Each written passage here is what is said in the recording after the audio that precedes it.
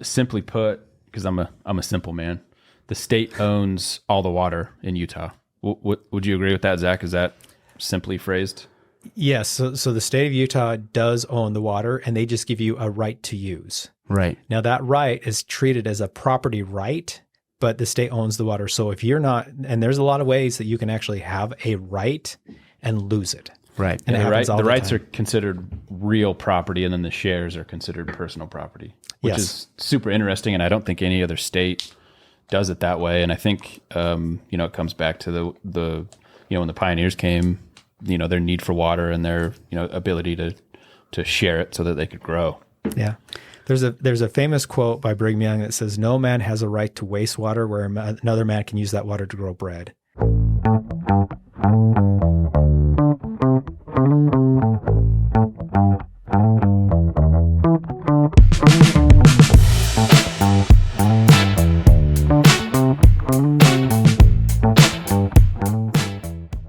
Hey, everybody. Thanks for tuning into the 435 podcast. We got another great episode today. We had Zach Renstrom from the Washington County Water Conservancy District. He is the water guy in southern Utah, and we dove real deep into their 20-year plan that they released back in July, looking forward into the future for what our water situation is going to be like, what that means for your bills. We talked about the different projects they have online, how much money. We talked a little bit about electricity. So it was a great episode. It has tons of information. Definitely go to the Washington County Water Conservancy District website at wcw.gov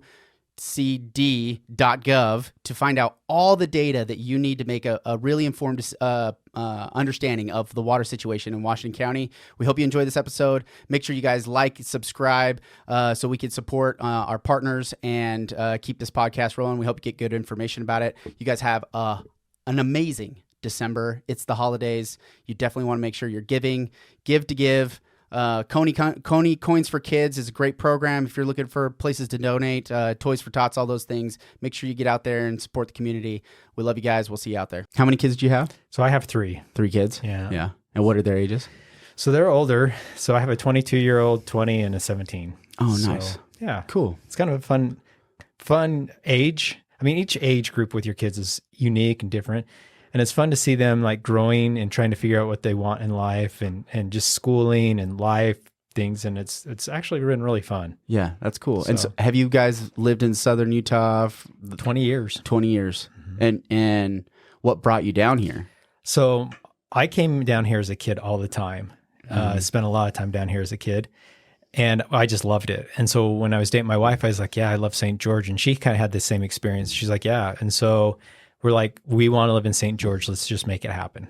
That's really what happened. So that's awesome. My career, I could have chosen anywhere in the world to work. Yeah. And we actually sat down and I was at a point in my career. It's like, we were like, where do we want to live?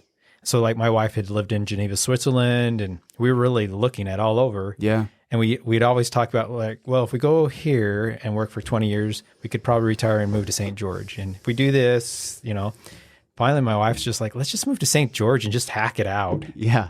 So that's make it work. Yeah, it's been awesome. Wonderful. So when you went to school, I don't know much about just your past. So was water or some kind of geology or something like that? Was that what you went to school for? So yeah, so I actually have a bachelor's in civil engineering with a water emphasis. Okay. And then I also have a law degree.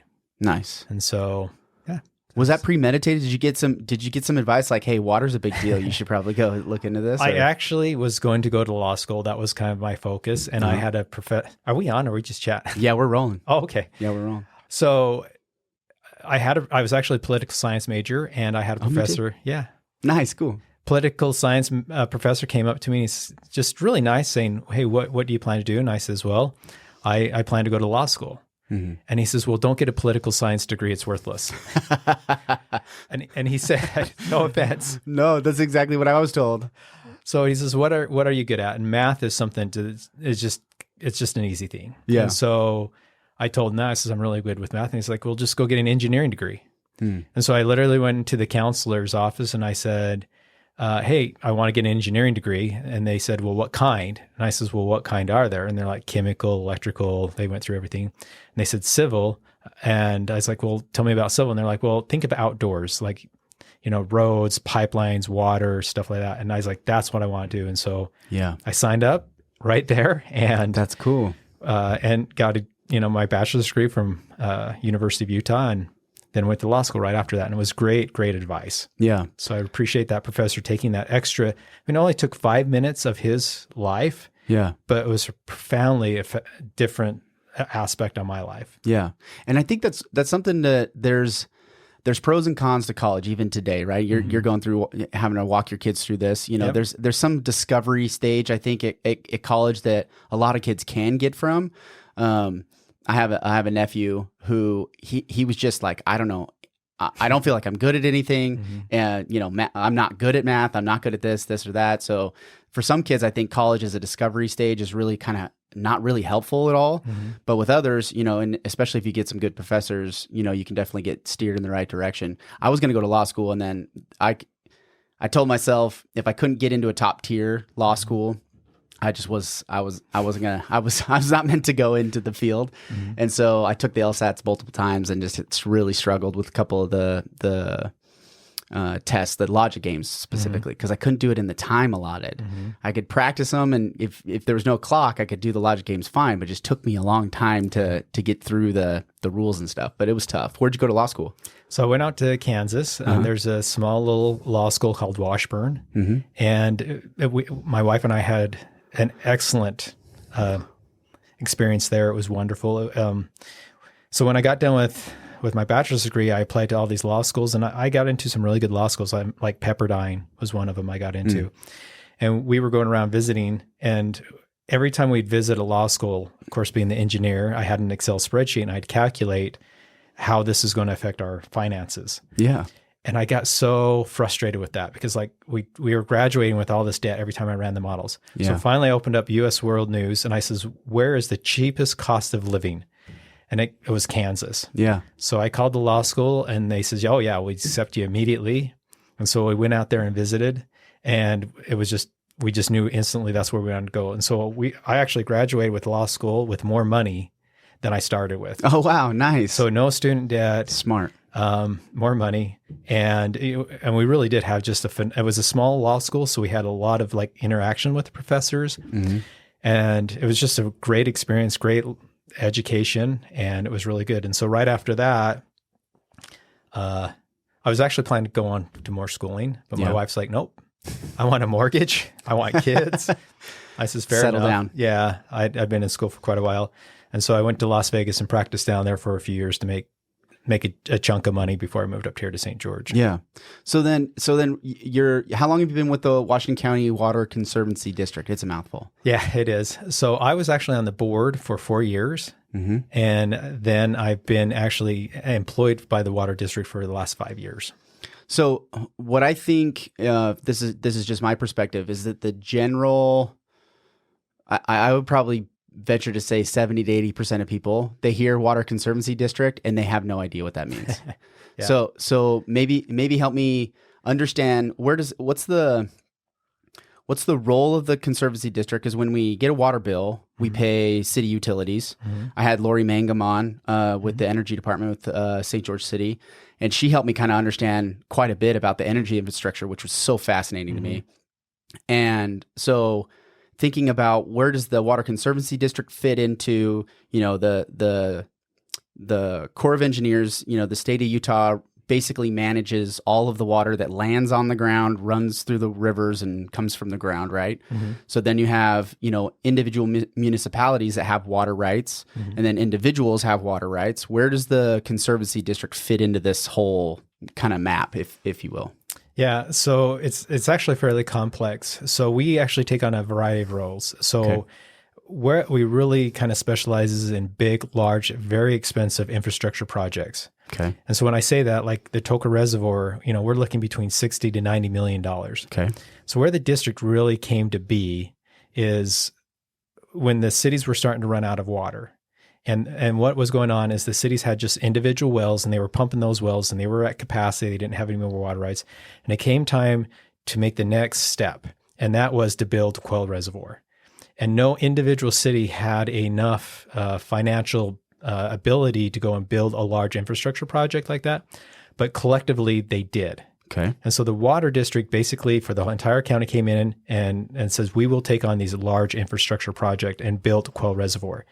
And then we went over and built Sand Hollow. And of course, with a reservoir, you have tons of pipe and pumps and all this other stuff. And so basically in the 80s, that's when at least our water district really started taking on big water projects, building it. And so what we do now is we take on these big, larger water projects, we treat the water, and then we wholesale it to the cities. Okay. And then the cities take it and, of course, sell it to the residents from there.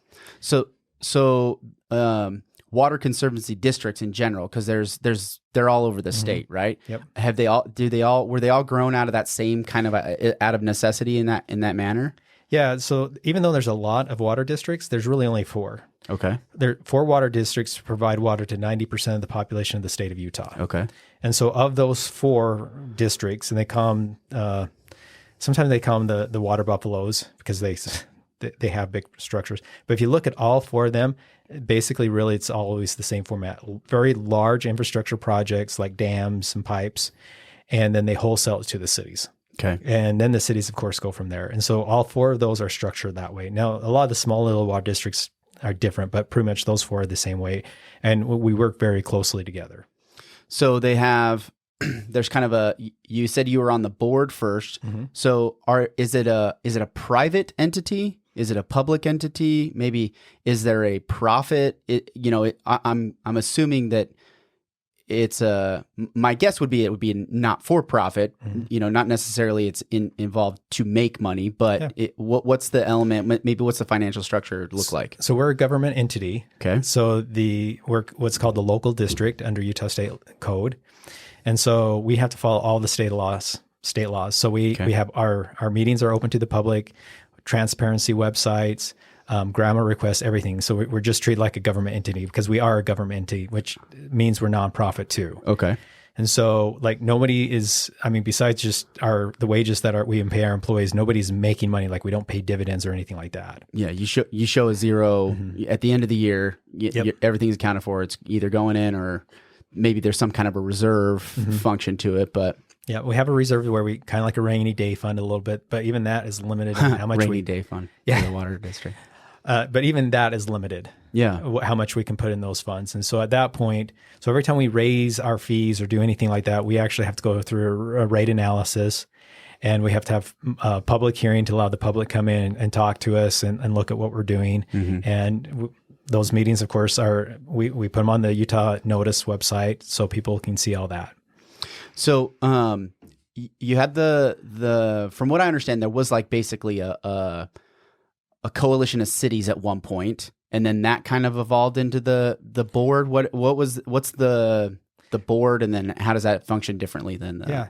So actually, how the water district was formed was by a local district court judge. Okay. And so private citizens got together and basically said, we don't trust any of the cities or the county to do this correctly. And so they at the time, Utah Code allowed for this. They actually got a bunch of signatures. They went around door to door collecting signatures, and they went to a judge and says, Judge, we have enough signatures. We want you to form a water district. Okay. And so a judge formed it. Okay. And a judge ran it, and he would appoint people to the board, and that's how and then they would report back to the judge on the financing. Utah Code switched, and when it switched, it changed. So now my board is appointed by the Washington County Commissioners. Okay. And so depending on the term, they put a notice in the newspaper. We have some openings. People apply for it. They go through it, and they select somebody, and they appoint somebody to our board. Interesting. So Utah State Code right now really requires us to have one person from ag on that board. That's the one requirement. Other than that, it's pretty much mostly related to, we have several mayors on the board. We'll have some city council members on the board, water managers.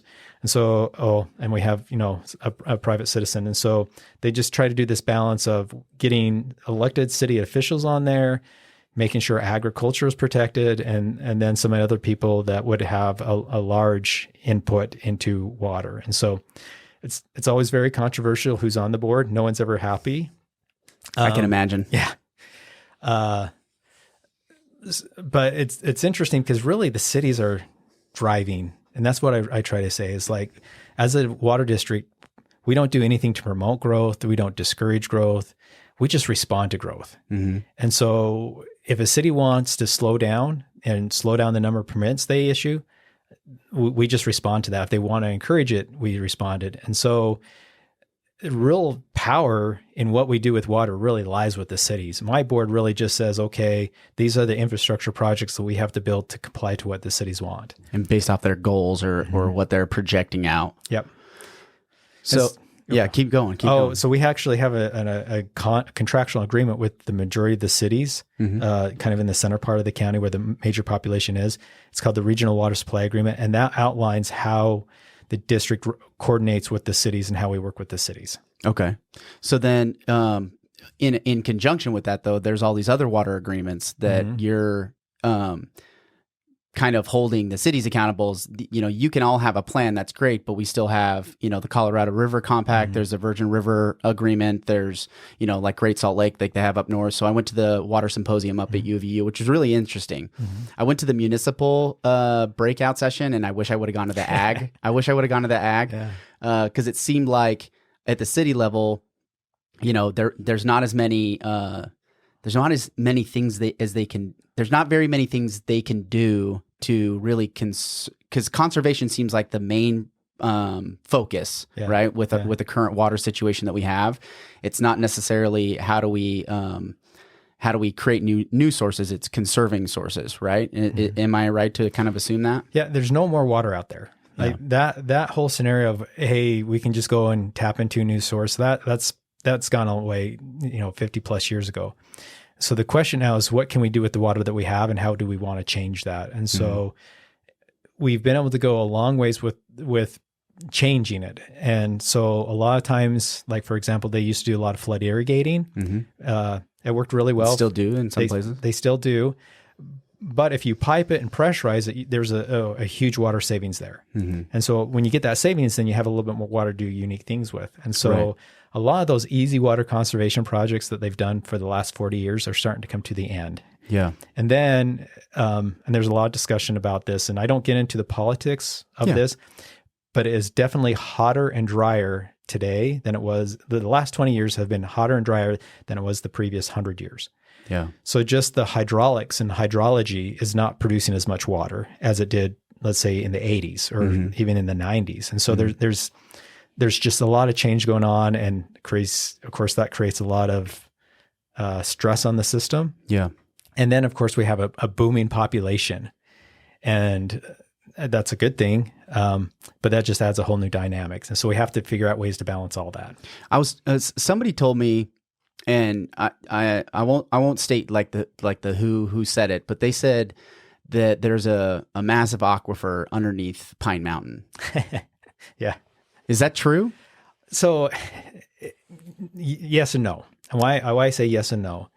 As an engineer, I can come in and I go in there and say, okay, the moisture soil content of underneath Pine Valley is 10%. And then you do the geographical area and it comes back with this astronomical large number. Amount of water, yeah. The problem is you can't get that water out of that.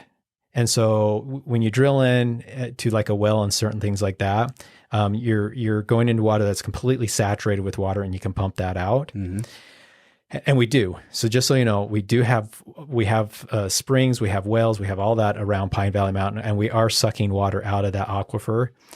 But to get water to that last little bit is astronomically difficult and astronomically expensive. It'd be like, I guess maybe analogy that just popped in my head. It'd be like, you know, you take a sponge and you run it underwater and you squeeze the sponge and a bunch of water comes out. But then when you take the sponge and you've tried to squeeze it all out, you know that the sponge is still wet. Yes. But you can't squeeze any more out of, even though you know there's water there. And then you multiply that by a massive sponge, you still can't get any more of that water, even though there is some kind of content in there. Is that kind of an... That's 100%. In fact, that's what we usually talk to people about. And you're exactly right. So you're like, yeah, this sponge is wet. Now imagine having the size of Pine Valley Mountain of those sponges. There's an astronomical amount of water in there, but you can't squeeze that sponge any harder. Yeah, right. So that's what we actually say. Yeah, there's water there, but you can't get it out of it. Yeah. Or you could, And it's so astronomically expensive to try to figure out certain things like that. And so where our wells are at and everything like that is in that aquifer that's saturated that we can't actually pump out of. A lot of times people talk about what's called primary water or deep water and stuff like that. So we have had very, very deep wells drilled in this area. And there is some evidence along certain major fault lines that there is water there. And where we get that information is we drill down. Well, they were looking for oil and they drilled down sometimes like miles deep. The problem is when you get down deep and you do find water there, traditionally it has a lot of TDS, total dissolved solids, to the point you can't drink it. Okay. You couldn't put on crops. You couldn't do anything with it. And so pumping water from 2 miles underneath the ground up is very, very expensive. And then you get this water on top, and then you have to figure out how to treat it. So you have to send it through reverse osmosis.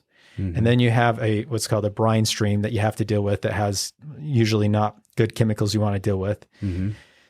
And so there is some options there, but so a typical water bill right now in Washington County is about $40 a month. To get to that level, we'd be talking about water bills in the tune of like $1,000 a month. Wow. And so there's always that economics that we always look into what we are doing, and can that be affordable? And so, sorry if I'm going down to no, this is good. things.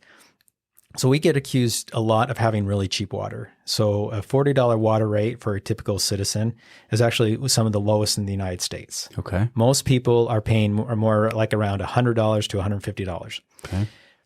So I'm actually very happy that I'm very happy, and I do everything I can to make our water as cheap as possible here, because I know we have a lot of people on fixed incomes. We have a lot of senior citizens here that only get their Social Security check. And so I try to keep that first allotment of water as cheap as possible. And if we start doing some of this stuff, the average water bill would just go astronomically high. Yeah. There's just not, there's no in between. It's either you have easy water that easily flows to everybody, or it's really expensive to just make that water, worth being potable, which goes back to like a reuse thing. But so you guys put out this 20-year plan, July 2023. I hadn't seen any other 20-year plans. Like I kind of looked back in time. Is this the first one that they've done like a specific 20-year plan, or is this just titled this way and you kind of have always had something like that? So we've always planned in the future, and we're always looking in the future to see what is going to happen, of course. And we really want to be 20 years out, because it takes years to build a project. So like the Tokerville Reservoir, the district decided that as a district project in 1993. And we're just starting to barely build that. And so some of that stuff drives me nuts. Oh, well, this specific conversation, well, it's like the Lake Powell pipeline. It's been 25 years from idea, and we're still might be another 10 to 20 if ever, right? It's, some of these ideas where we work on these projects and so many time, money, resources, and, anyway, it's very frustrating. I can only imagine how it feels to you. I have to be careful, because this is one of my other soapbox I could go off on. It has nothing to do with the environment, by the way. Yeah, well, I think you should get on your soapbox, sir. I think this is a great place to get on the soapbox. So when with the dynamics of everything with the Colorado River and the politics that are going on at a federal level, we realized we were not going to get the Lake Powell pipeline in the time we needed to for our water sources. And so that was it's not acceptable. We can't run out of water, but yet we are looking at running out of water. And so what we did as a team is we got together and I basically said, okay, anything that anybody has thought about, I want to know about. Like the crazier the idea, let's bring it out on the table. And so we just started talking about old projects that people maybe had ideas on or thoughts on. And we put them out and we pull them off the shelf and we look at them and we evaluate them and see if they were economically feasible. So there are some ideas out there that, we could get some water here, but then you're paying astronomically high water bills. And we were going for a goal of 20 years too. That was kind of our target. And the reason why 20 years is we reached out to like bond attorneys or people that sell bonds, municipal bonds or bonds for corporations and stuff like that. We talked to commercial realtors, the home builders, and we says, what timeline do you need for us to have a detailed plan showing we have water so you guys are comfortable? And 20 years. That's what they want. They want to make sure that a community has water for 20 years. And so so we set 20 years as our target, and then we just started pulling ideas off off the shelves, and we kind of outlined them. And we says, okay, if we do all these projects, if we do all this stuff, this is how we can make sure that we have water for 20 years. And so you can see that we're looking at 5 specific areas. Mm-hmm. And if we do all this, we can show that we can afford this. It's by collecting like impact fees and everything like that. These are all projects that we know are engineeringly feasible, that we can do. Like it's fairly easy from an engineering standpoint to get done. Mm-hmm. And so we wanted to create this document so we're very transparent with what we do, what we're looking at, and what we plan to do. And so that's where we came up with the 20-year plan. It is a sense, it's interesting. We did this. And the Utah State Legislature came and says, this is great. This is exactly what we want. We want you to expand it a little bit. Mm-hmm. So we're gonna actually add our next plan that we're working on right now is going to include ag. Mm-hmm. But now the state of Utah is saying, hey, we want the same exact document for all the counties in the state of Utah. And so there's actually some bills in the state legislature basically going to require other counties to come up with something very similar now. Yeah, one thing I'll point out, because I'm trying not to go in all these different directions. Go to the next page quick. Okay, it says, a note of caution. The district's ability to execute this plan and to successfully obtain the new water supplies discussed herein is contingent upon all RWSA partners working together. RWSA? Regional Water Supply Agreement. Okay, partners working together. Without a unified approach and a holistic view of the water supplies needed to serve the county as a whole, the new supply yields presented in this plan may not be achievable. This plan is a high-level review of potential future water supply alternatives. Additional details analysis will be required to refine the estimates discussed herein.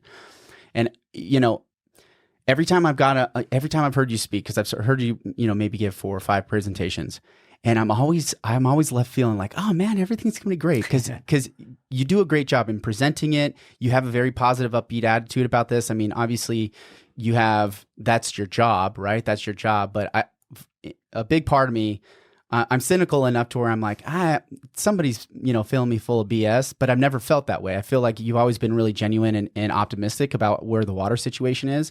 Yet when I look at data and when I read through some of this, I'm like, this seems really hopeful. Mm-hmm. There's a lot less of a guarantee in a lot of this stuff, and a lot of it is let's pray for water, right?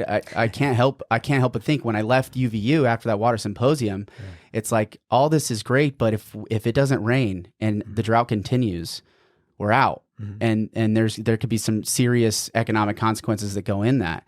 Do you feel like you err on the side of that optimistic side just as a person, or is this, is there some is there a little bit of contrived nature to that? Or is there a feeling of like, hey, if I'm not optimistic about this as the water guide, who else is going to be optimistic about this? Or do you feel like the plan that you have set forth is really a feasible plan? Because I think there was a third-party analysis done, I think maybe a couple years ago, and it said we had like 5 years left. And I felt like every time I heard it was like, we have 10 years, then we had 8 years, and then we're actually over our yield, the average yield. So we're kind of out of water right now. Mm-hmm. So maybe help me bridge that gap. We have this 20-year plan that seems hopeful, but also out of the same tone, it's like, we're overusing water already. We've overpromised what we can actually really guarantee and deliver on. Maybe help me kind of understand that. If there was a question in there, I don't know. It's a great question, and a question that comes up a lot. And the problem is when we look in the future, there's these variables. Mm-hmm. And so that's one of the reasons why we put this note of caution on there is so, generally I'm very optimistic. I mean, I'm a happy guy, but with water, we have to be pessimistic. And so our plan is assuming that the new homes being constructed today are very, very, very water efficient homes, the most water efficient homes in the state of Utah. And when we came up with that was not something we just pulled out of there. We went to the home builders and said, can you build these homes? And they're like, no problem, we got this. Mm-hmm. But if the cities don't work with us on that, then this plan implodes. And so we're assuming that the new homes being built will be under a certain standard. Mm-hmm. And we're expecting the cities to make sure that is achieved. If the cities do not help us make that goal, then it could completely implode. And so let's take Tokerville, for example. Mm-hmm. Tokerville, I mean, right now it's a small little sleepy community. For a minute. And once that new road gets built, they have, and we're talking like 5,000 new homes in Tokerville, 10,000, 15,000. If those homes are built to the standard outlined in this report, we're good. But if all of a sudden they come in and they just plant just sheer grass from, from property line to property, it's all grass, just Tokerville could implode this plan. Yeah. Because it would require so much money and so much water to do that. It would just implode. And so that's where we're saying, hey, we got a good plan here. We got a good map here. It's a good, reasonable plan. We had a lot of input on it. But if you don't stay on the interstate and take this direction and take an off ramp, we could end up somewhere totally different. And so I'm trying to be transparent here, saying, yeah, this is a good plan, but we have these scenarios. Now, with this plan, though, I am assuming that it's going to be hotter and drier. So there is some pessimism in here if you get into the nitty gritty details. But we're also saying, but even in a hotter, drier scenario, we're good for 20 years. Yeah. So we just always try to balance that. So go back to that executive summary for me, Jeff. Just back one page. So we have water conservation, municipal groundwater optimization, regional reuse system, ag conservation, and water development projects. So these are these 5 fine key pieces. When I first started getting into this, I went to, I think it's utahwater.org, or it's like the water budget, and it literally allows you to pull up the map. And I picked the Kolob Basin, essentially. I think it's called Kolob Basin, right? There's Kolob Basin, yeah. Is that basically our water basin? That's kind of Bud Zines National Park. Okay. And so we actually get water from that area, but we also get water from Pine Valley Mountain. Pine Valley Mountain, So usually we're the Virgin River Basin. Okay. Oh, Virgin River. That's right. So I pulled the Excel spreadsheet from, I think the latest they had was 2020. I think it was the most updated, which I was like, why don't they have updated numbers? Why? Because there's so many, the Washington Conservancy District website has so much good information, like economic data, demographic data, all this really good information, which I really want to commend at least them for doing that, because there's no other resource for that. None of the cities have that. The county websites don't have that. This consolidation of data, I think it's important as a community. Access to real-time data is really, I think, monumentally important to being able to have business owners make good decisions, but city officials make good decisions. And even some of that data where there's like a year or a 2-year, delay in getting that data, that can really impact some things, right? And so when I went through that, I pulled up the spreadsheet, and it measures wells, water flows like through the rivers, any of the lakes and all those different things. And it seemed like we had 7 billion acre feet of water that fell in these regions. Yeah. So that's the total water. Yeah. And then our use was a billion, or maybe was it 7 million? 7 million or 7? Does 7 million sound right? 7 million? I'm not sure. Total feet, gallons? Acre feet. That would be very high. Yeah, 7 million then probably. So right now, total. The total amount of water that we're using right now is 60,000 acre feet of water for municipal. For okay, so it's probably I'm adding some zeros here. Yeah. So 60,000 acre feet, but the agricultural use was way higher. Sure. Yep. So what percentage municipal and industrial versus agricultural? What's that? I mean, if you were to break those two things into 2 categories, what's the comparison with that? So throughout the state of Utah, there's a lot of variability here, which just depends on the county you're in. Mm-hmm. But in our community, it's actually, and it's very, and I'm going to explain why here in a minute. But right now, we're spending about 70% of our water on municipal, and the other part is the farmers. So the farmers are actually not using it. Now, why I say it varies is because a lot of farmers here, what they do is they look at the beginning of the year. And so we actually meet with the farmers and we'll say, okay, based on all these scenarios, you're going to get this much water this year. And so their water, like this last year, they all got 100%. It was a great water year, everybody got. But in a particular water year, they could be cut by 70%. Oh, wow. And so on the Santa Clara River, that's a good example. They've taken up to 80% cuts. And so basically we're saying, you're entitled to 2,000 acre feet of water during a full year. But this year, where the reservoir's at and our snowpack, you're only going to get a couple 100 acre feet of water. And so there's a lot of variability with them. Where with municipal, we can't do that. It's always steady. It's like we'll see a little bit of fluctuations, but it's not like one of those things that we can go and say, okay, we're just going to cut off water for half the cities. Yeah. Yeah. Where farmers, what they do down here especially, is they'll look at that and they say, well, we're just not going to irrigate these fields this year. Wow. And so they've adapted to it really well. And so this last year, if you look at the numbers, it'll show the farmers used a lot of water. Yeah. But if you looked at 2 years before that, when we had a really dry year, they used very little water. Okay. And so that the farmers have a lot of variability. Up north, they don't have as much variability because of just how their system's set up. But down here, we do. So if they're designated as a farm use water system, it's metered and it's more regularly controlled? What about for the farmers or some of like the areas where they own their water rights and they got a well on their property? Is that factored into some of that stuff, or? Yeah. So the vast majority of the irrigation, except for Enterprise, that's a little different, but everywhere else here in Washington County. That's the line, right? I think Enterprise, there's a line where there's like a water boundaries. Cause I think it's just a whole nother water. It's a basin. Different basin.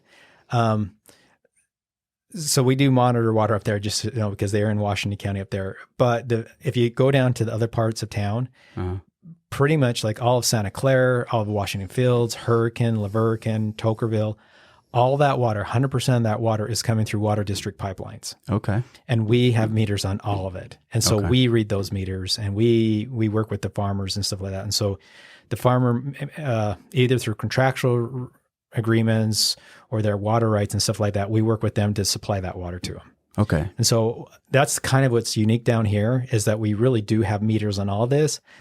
I could go to my office and pull up those. In fact, I do every morning. I pull up those meters and I look what's going on and I can see where that water is going. We're actually diving down deeper because right now I just have a master meter saying, okay, the New Clara irrigation company is getting this water.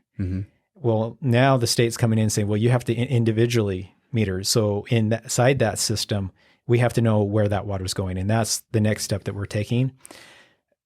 The frustration I have with the state is I know the numbers because I have the meter on it, but then I have no idea sometimes where the state comes up with their numbers. Yeah, there's a disconnect there. Oh, there's a huge disconnect. And we've actually contacted the state and said, hey, we want, let us work with you. Your numbers are different. We actually have meter reading data.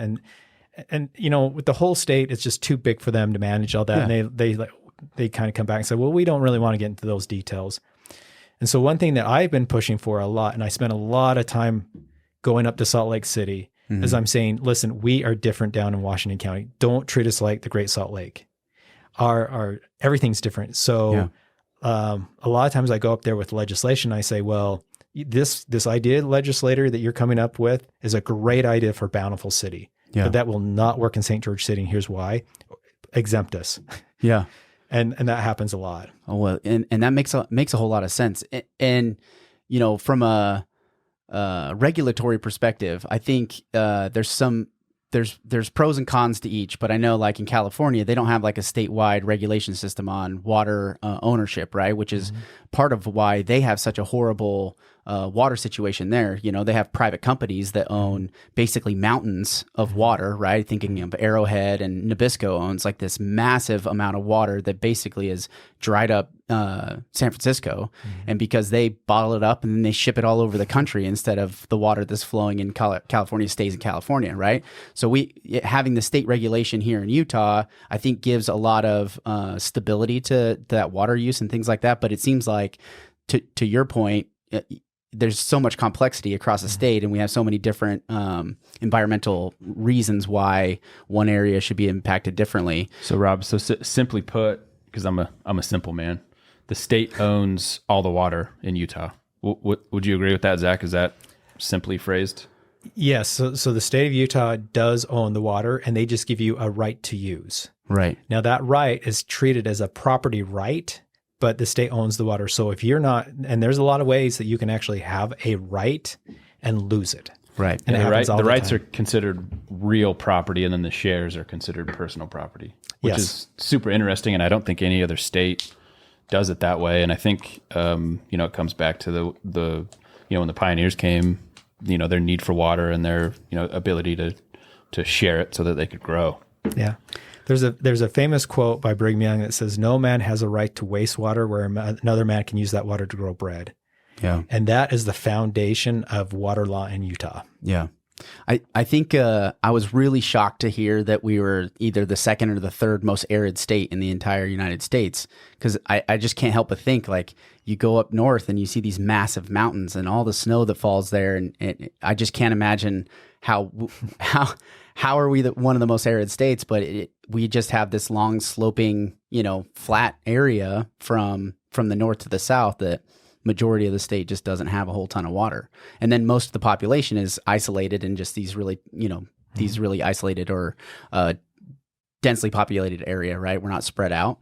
So agricultural conversion, you talked about that being another separate plan, which it makes more sense. Here, go back to that last graph. So if you're listening in, I encourage you to watch this episode if you can on YouTube. But no, go one more back to the big graph. One more right there. So like these are making like this is development plan. So maybe you can walk me through this chart right here. So yeah, so we just didn't come out and say we're going to do this. We wanted to show details on how each year should go by and where we're going to get the water. And so we tried to be very transparent in showing exactly what's going on in this. And it also has schedules on how we'd start bringing some of this stuff on. And so like the reuse, first couple of years, we don't have a lot there, but then it shows us picking up and how we're going to prescribe that. And that shows how we'll bring the projects on. So agriculture conversion, that's something that we've been doing throughout the Western United States for 100 years. And basically when a farm stops being a farm and they convert it to homes, we just take a portion of that water and start treating it and drinking it. And so we know that some of our ag lands that we currently have will go out of production. And so we're just assuming that we're going to take a chunk of that water and convert it to drinking water. So do you go in and buy those? Like as those farms, you just go in and negotiate the sales of those rights ahead of time? So this year we've purchased over $20 million worth of water rights from farmers this year. Wow. And I'm working on several more deals for that very reason. And so it's a good, I want to make sure it's very clear, because sometimes we get accused of this. At no time will we ever use eminent domain to go and acquire water rights from a farmer. It's always a willing seller from these farmers. That's a good point. Okay. So, I see the number or at least the column that jumps out to me is it says new water supply. So when it says new water supply, that's newly developed water source. So this, instead of conservation, this is something that we've been able to collect new. Is that how that is? So where it says total supply, if you add those columns, the 256, the 1011, and the 559, that's how they come up with that 186. So yeah, that's kind of that new supply. So that's water that's not in our pipes right now that will be in our pipes. Okay. And then you have projected growth. What were you going to say there? Oh, yeah. And then if you read the wording in this follow-up before this, it kind of explains how each one of these columns are basically calculating everything. So the reuse system is supposed to come on around 2026, and then by 2030 it jumps from 1,400. So I think it's acre feet per year, right? Mm-hmm. So 1,400 to 14,000. Mm-hmm. What happens right there in 2030? So at that time, we're assuming that certain pipelines will be built, and certain reservoirs will be built, and the upgrades to our sewer treatment plants will be made. Okay. And so right now, our sewer water, 95% of our sewer water is treated to a certain level, and then they do everything to get rid of it. Yeah. Basically. And so at that point, we're assuming that those water treatment plants will be upgraded to the point that we can actually start reusing that water. So the current water treatment plant we have is going to go through some upgrades in treating some of these new reuse systems, right? Sewage water into mainly, not necessarily drinking water, but it would be back towards like irrigation and things like that, right? Yeah. So right now, the water that comes out of the sewer treatment plants is not supposed to have human contact. So like you can't run through it. But the new requirements that we're going to improve these systems, it is water that can have human contact. So you don't want to drink it, but you can run through it. You could put on your sprinklers like at a parking or a school park. It would have no problem at all. Yeah. It's just not necessarily the best thing to be drinking, right? Yeah. And the reason why is the water's safe, but with drinking water, and it's a good thing. Our drinking water here in especially Washington County is really, really high quality water. And the EPA is actually coming out with a bunch of new rules. So for example, and I like to use the caffeine. So right now, of course, our drinking water has 0 caffeine in it. But when it goes through a sewer treatment plant, sewer treatment plants cannot treat for caffeine. And so the reuse water will have a trace amount of caffeine in it. Trace. I see the lines at Swig. Exactly. I see the lines at Swig. I know what these people are drinking. So if you put that reuse water on your lawn, it doesn't matter if it has a little caffeine in it. Yeah. But if you're drinking it, and let's say you're very sensitive to caffeine or you have medication, you don't want to do that. Yeah, that's an interesting thing. There's elements that we're putting in our own bodies that's turning it into water and then being able to reuse that can cause an issue. Yeah. So, as far as like the cost, right? Because you had mentioned, you take a lot of pride in the fact that you've kept our water bills low, and I haven't seen it, and I have seen this in other areas where they have like water restriction days, like where they're like strictly enforced water restriction days. We haven't gotten to that point either, right? And so, for us still having low water fees, because this has been my kind of.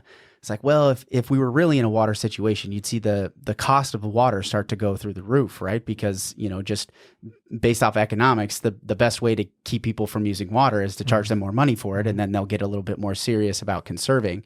Do you feel like that's around the corner? Is that kind of like a last ditch resort, or maybe help me understand how you guys walk through that? So what we do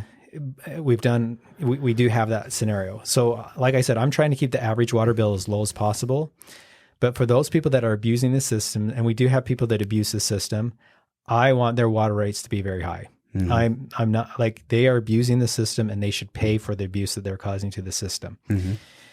So what we've come out with these new homes that we're building now today, we went to the home builders and says, I will charge you a lower impact fee. So if you're building a new home, the impact fee on that home is going to be $5,000 less than I could charge.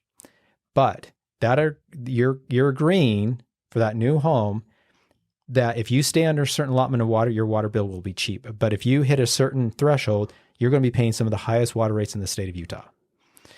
And so but isn't that giving a benefit to the builder, but the consumer, the end user is the one that's getting the punishment for the overuse of the water? Is that as long as if they use the average amount of water, they will be fine. Okay. If they abuse the system, they will pay. Okay. And basically, so they get allotment of water, which is a very generous allotment of water. Like you could have 9. So if I was a builder, though, why would I just? I'm going to take the 5,000, say that I'm going to put in a house that's going to be, use less water, but ultimately I'm not going to be the one using the water, so it's going to be on the person who buys the house, and then the builder just walks away and takes their $5,000. Well, is that kind of a? The builders are claiming their statement is that we will charge $5,000 less for that home. Now, whether they do or not, that's a good point. That's up to them. But they say that when I charge an impact fee, they just take that impact fee and put it directly on the home that they sell, right? Or the commercial business. So they're like, if you keep our impact fees lower, it's going to keep the house lower in cost. But then the other thing is I need to know how much that home is going to use moving forward to make sure we can continue to build. And so we basically came up with a scenario of like, okay, let's keep our water bills really low, and we'll have this scenario go through. And you get your allotment of water. And like I said, you can still have lawn. You can still have a really big family. You could have easily a family of 10 and not hit these thresholds. But once you do, then it's going to go up a lot. Yeah. So your water bill will go from like $5 per 1,000 gallons to like $15 per 1,000 gallons. Oh, wow. And the key is like, okay, if you have a weekend or a week where you have a lot of family members, it might cost you, an extra $20 or something like that. But there's something else is going on when you start hitting these thresholds. The other thing that we did to make sure these homes were built that way, we reached out to the cities and said, to keep people in these thresholds, we need an ordinance that basically says this is the landscape ordinance. So we don't want the city to require something that would automatically push people into these levels. Yeah. So the home builders came back and says, well, we want these new landscape ordinances to make it so we're building the homes this way, so we don't have some bad players in there. Yeah. And so the cities have all passed landscape ordinances now, basically saying if you're going to build a home, it needs to meet these standards the day it's built. And if you just keep the standards, you're going to be fine. You're going to pay some of the lowest water rates ever. Yeah. And the reason why we did that is, I mean, we of course, the conservation pricing, it's called the price elasticity of water. We spent 2 years looking at that. We looked at our impact fees, how to lower them because we want to keep affordable housing. And so we just looked at all these different dynamics on how to keep water cheap in Washington County. And one of the problems that we kept on going on is when we look at that high 20% users, in my opinion, basically those 20% of users are using a lot of water. The rest of the community is subsidizing their water. And I don't think that's fair. Right. The people that are abusing it are being subsidized. Doesn't make sense. And this system will flip that. Okay. And basically now saying, okay, if you conserve water, you're going to be paying low water fees. But if you're going to abuse it, you're going to pay for that. You're going to pay for it. And the reason why is we take averages. Yeah. And so like our average water bill or our average impact fee was based on the average. And so if you have 20%, it's not working. So right now, 40% of our entire culinary system is being used by about 15% of the people. Oh, wow. And so we just have this really... And these are just normal houses. These are just like Well, we have a couple of... There's a couple of mansions out there. Yeah, just a few. That was going to be my question, Zach. Is this are these golf courses? Are these people with huge pools? Or are like where is it coming from? So it's generally people that have massive landscaping. And so we have people that have acres of grass in their backyard. And we want to make sure that doesn't happen. Yeah. Or we do have a couple businesses. So we have a business that's using an astronomical amount of water. And we reach out to them and we said, listen, right now you're using culinary drinking water for your business practices. Can we switch? I'm going to guess the Tonnequin Data Center? I'm not going to, I don't thrash people. But we reached out to him and we says, hey, we think we have a scenario where you could use this other water and still achieve, this is water we can't drink, but you could still achieve your business practice and use this water. And they basically said no. They're like, it's cheaper to use the culinary water than do this other option. Right. Well, for now. But and what's happening is everybody else is subsidizing the water rates or their water. I said Tonnequin Data Center it popped into my head just because I was just reading an article just about how like water cooling systems and some of these things that are required in some of these competing things. So that was the only reason it popped in my head. I don't know if it's them or not. So it's called evaporative cooling. Yeah. And so like Phoenix has outlawed it now. Nevada has outlawed it. And you don't need evaporative cooling for a data center. It's just cheaper. Yeah. And with water being a precious thing in our area, a lot of municipalities are saying, no, we're not going to subsidize that because you can still have a data center and run it off just regular AC and be fine. You'll just pay a little bit more in electric bills than you would in the water bills. Well, taking a step back, the impact fees. So I've talked to a few members of the Southern Utah Home Builders Association, and their feeling was that the impact fees are overtaxing that development fee because they're priced per door.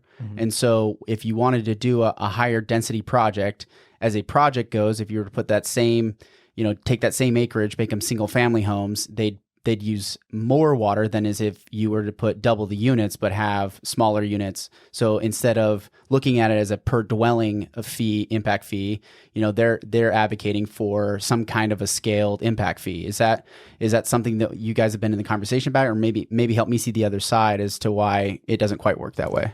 No. So we do that. So if like you're building townhomes, your impact fee would be almost half. Okay. And so we do try to scale it. Where we struggle with scaling, so townhomes are actually fairly easy because we know a townhome we use almost about half the water of a regular home. And then we also do some things with landscaping with townhomes. Apartment complex actually is where we've really struggled. And the tough thing is a builder will come in and say, okay, we're building this apartment complex.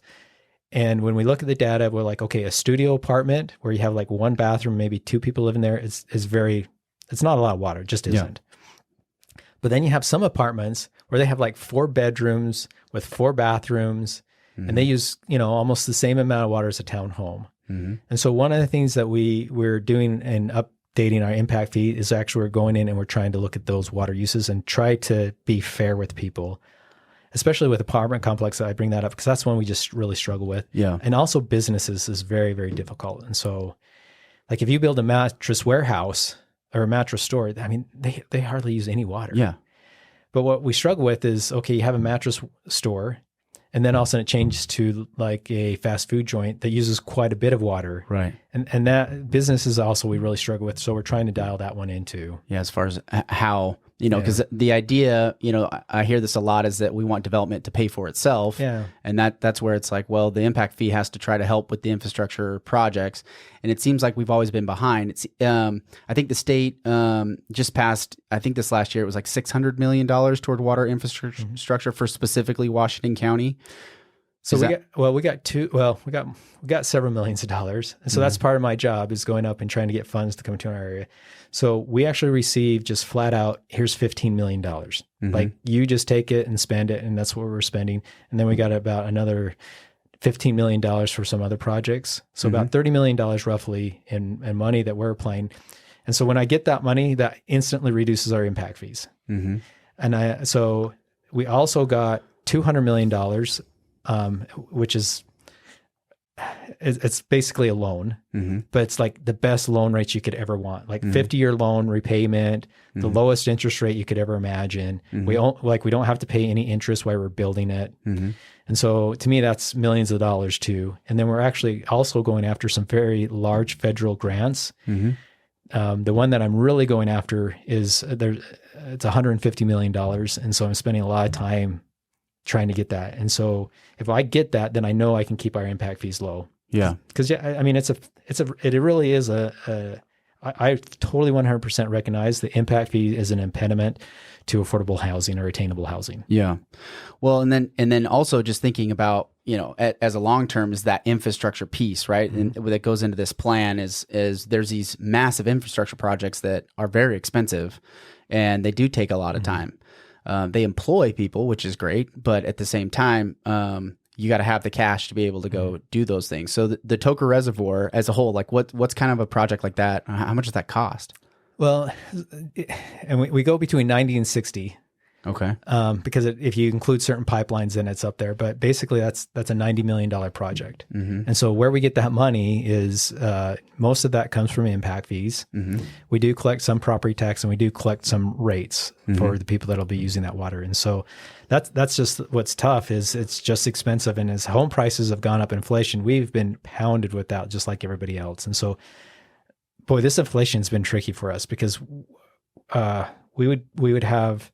You could run a 20-year projection, but you're like, the cost of doing some of these projects, it's almost impossible to actually pinpoint. Yeah, I mean, so we use C900 PVC. Anyways. Super special PVC pipe. Yeah, basically, C900 pipe. So that pipe tripled in price, like within a matter of 6 months. And so, of course, we like, why? Yeah. Well, it goes back to this chlorine plant that caught on fire.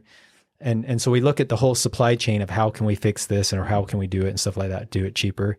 And that's been the tricky part too, is a lot of that. But it's just expensive. I mean, the Warner Valley Reservoir that we want to build, that's a $150 million project. Yeah, and that's massive. Yeah. And that where would this fit on this timeline here?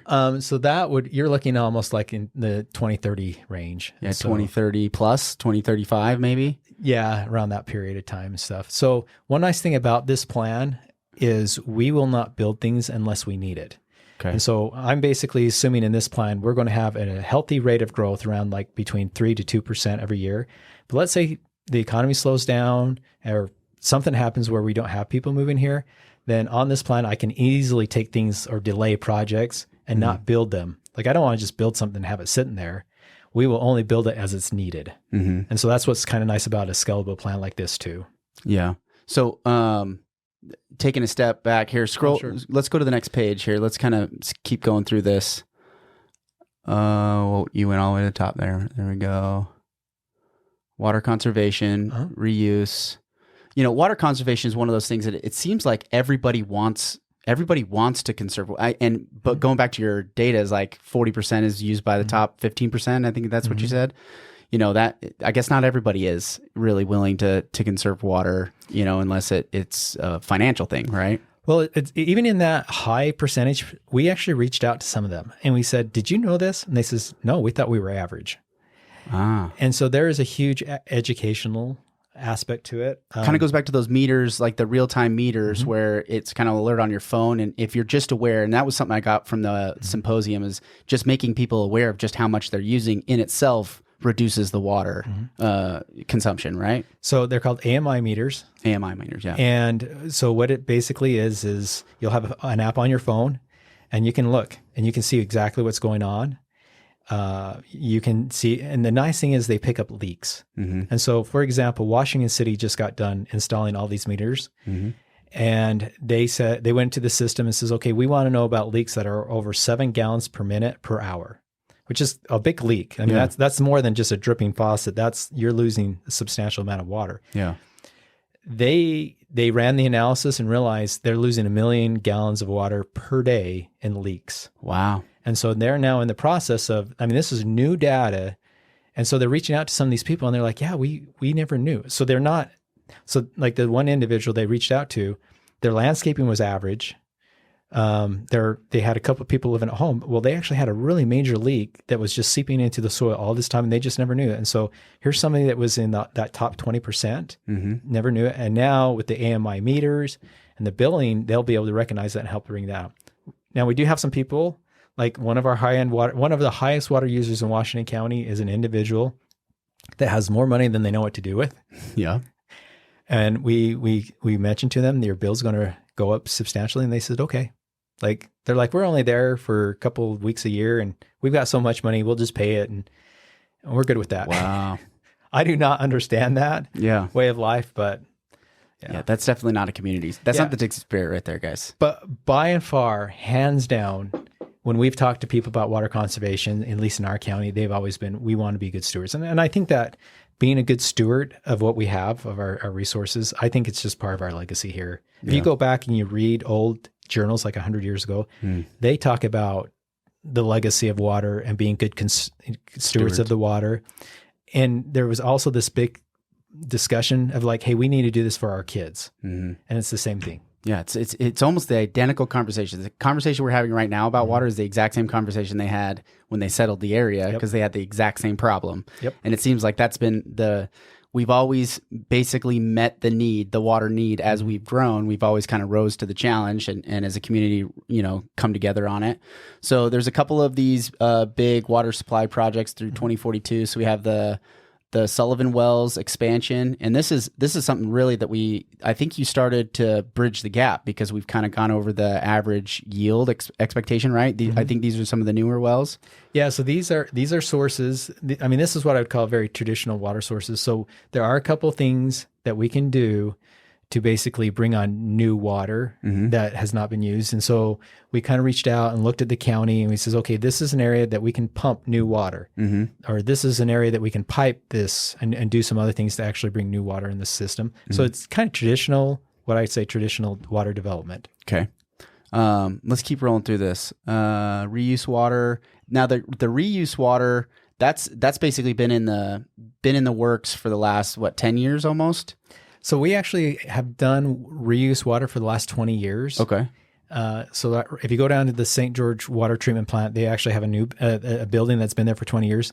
They only really treat about maybe 4 or 5% of that water, where this plant is going to assume 100% of that. Okay. And so what we're going to do is we're going to treat it, store it in reservoirs, and then use it when we need it. So the graveyard wash, I think is one out there in Santa Clara Ivans over there off 91. Yep. And then and that one's slated to start up, and that's where that reuse system. Is that reservoir supposed to be completed before they can start utilizing it across the? What are the milestones that would have to hit before that reuse system can come online? Just the building of the dam. So we already we already have the pipelines in place. We already have the treatment plant where we could treat the water and pump it up there.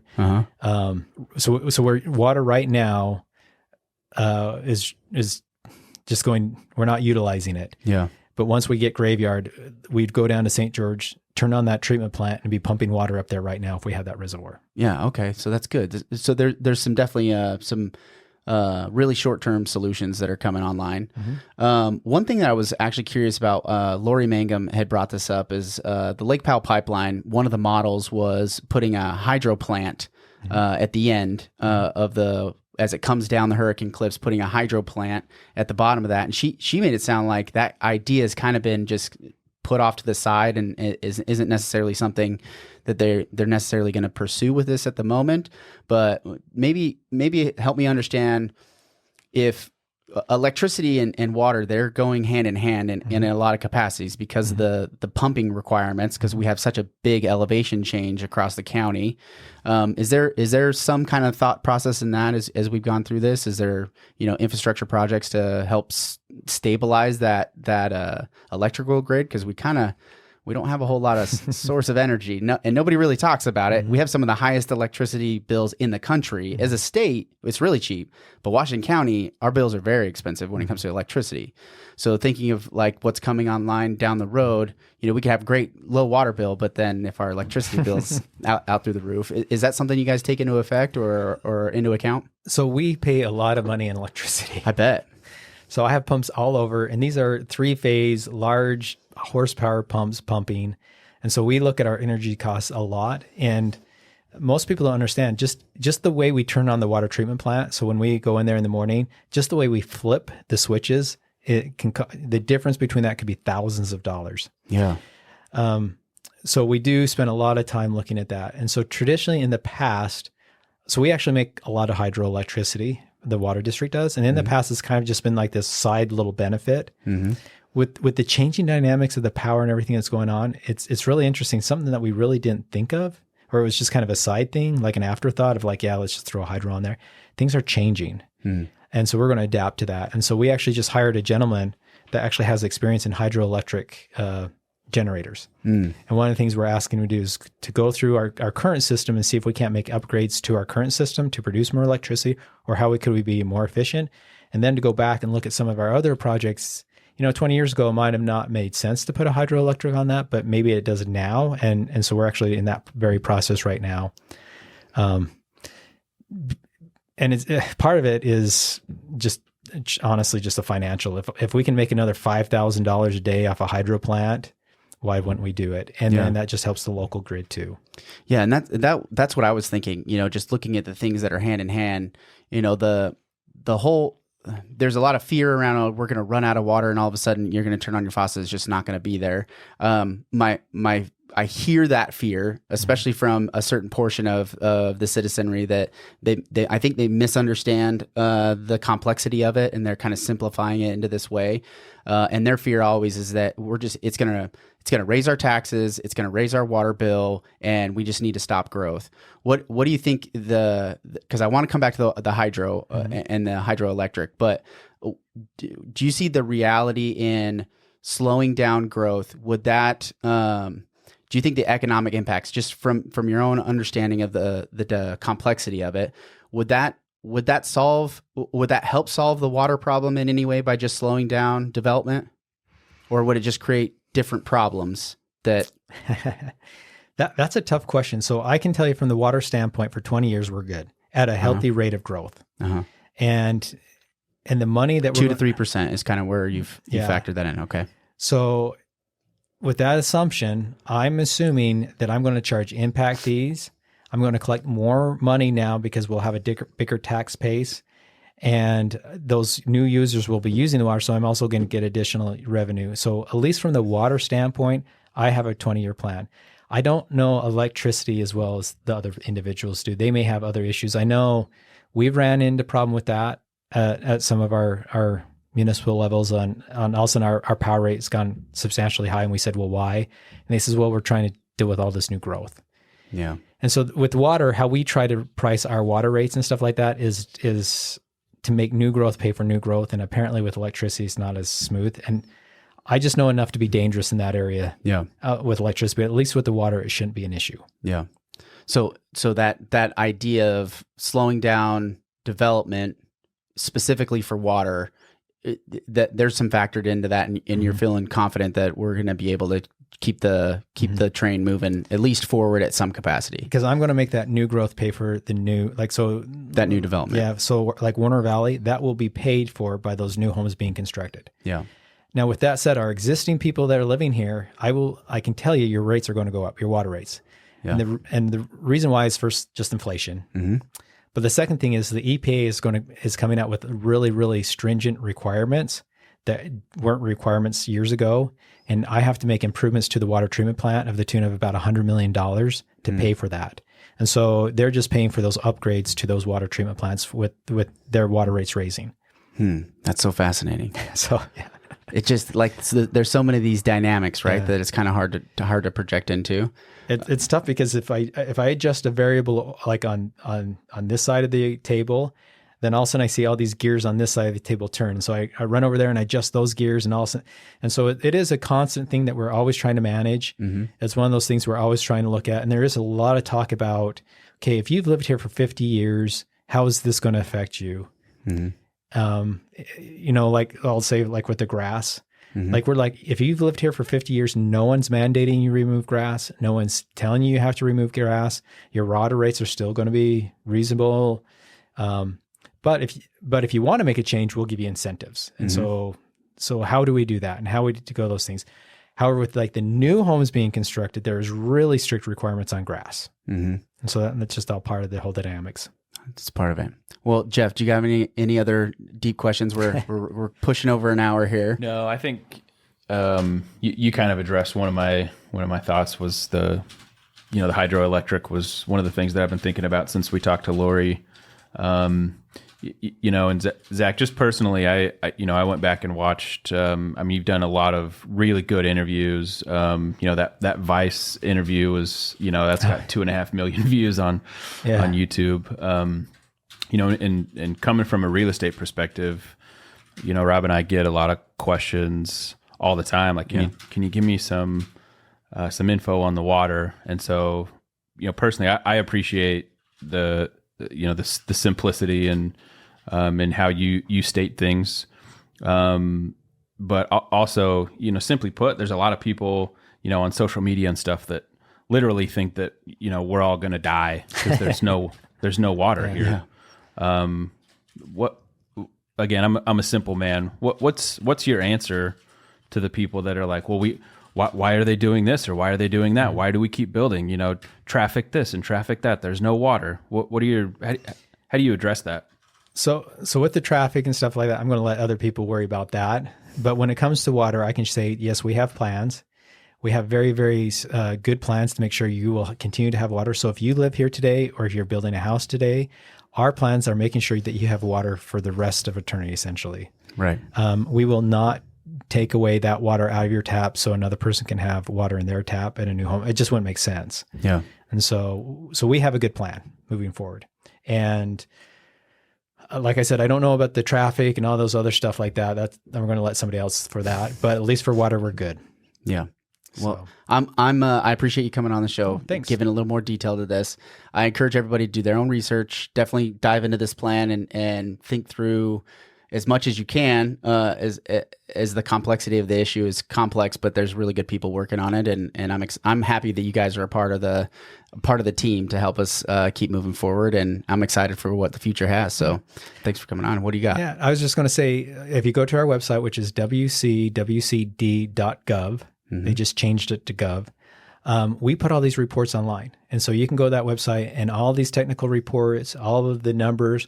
If you really want to dive into it, we try to be absolute transparent in everything we do. And so if somebody really wants to dive into it, if they want to see all the numbers and where they came from, I would encourage them to go to that and they could look at all our reports. Yeah. So, and you got a bunch of great stuff in there, economic data, demographic data.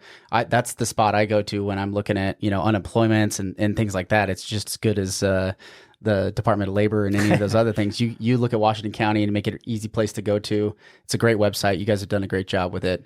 But yeah, thanks for coming on, man. Hopefully we can get another update here in another 6 months as some of these things start to come online. Well, yeah, just let me know. And part of my job is to make sure we're going out and sharing our message and what we're doing and letting people know. So I'm always glad to come on. I appreciate it. Thanks, man. Have a good one.